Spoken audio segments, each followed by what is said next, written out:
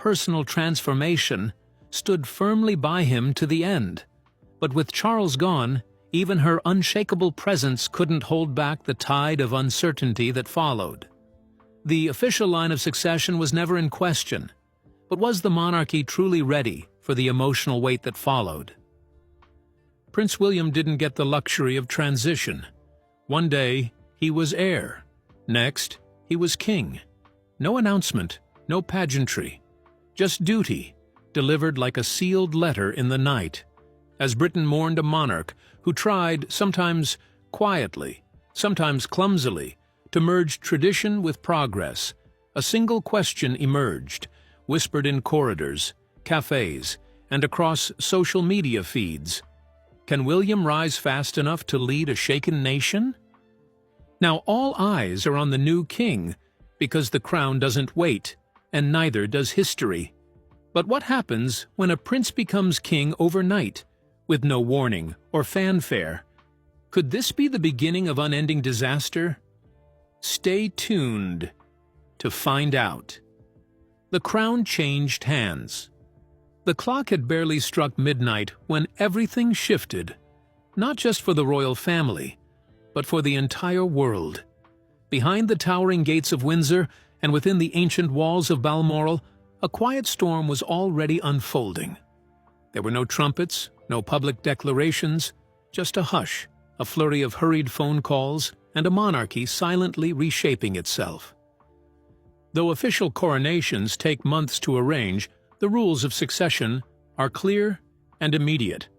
The moment King Charles III passed, sources suggest it was late into the evening. Prince William automatically became King William V. No ceremony needed, no hesitation, no pause for grief. As confirmed by records in the succession to the Crown Act and noted in publications like Harper's Bazaar and Wikipedia, the throne never sits empty. But that doesn't mean hearts weren't heavy. Inside palace walls, it was said the mood was a blend of disbelief and duty. Reports from close insiders painted a scene of soft weeping, hurried footsteps, and flickering candlelight. William, eyes glassy with tears, reportedly whispered to aides, "It's all happening too fast." He was still a son in mourning, yet now also a sovereign. Catherine stayed close, gently steadying the children, especially Prince George, who found himself suddenly first in line for a destiny none could fully prepare for.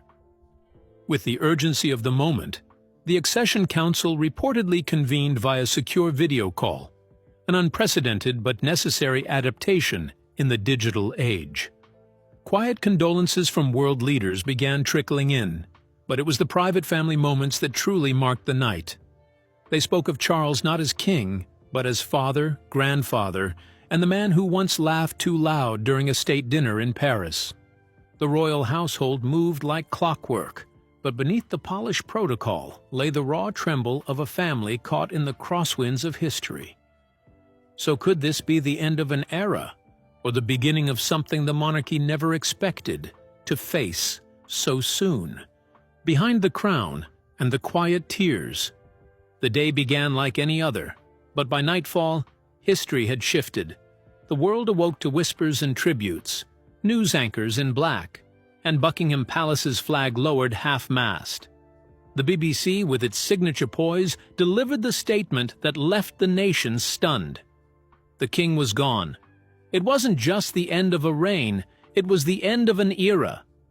Suddenly, all eyes turned to William, now King William V, whose ascension came not with pomp, but with palpable sorrow. Yet even as the formalities of succession unfolded with practiced precision behind palace walls, the mood was anything but composed. Grief hung thick. In Windsor, silence spoke louder than ceremony. It was Camilla, now Queen Dowager, who reportedly took William's hand in private and whispered, "He believed in you." A simple sentence, but it carried the full weight of a father's faith and a son's burden. No one saw it coming like this. While the public had always speculated, and the press occasionally hinted, nothing prepared the royals, or the country, for how quickly everything changed.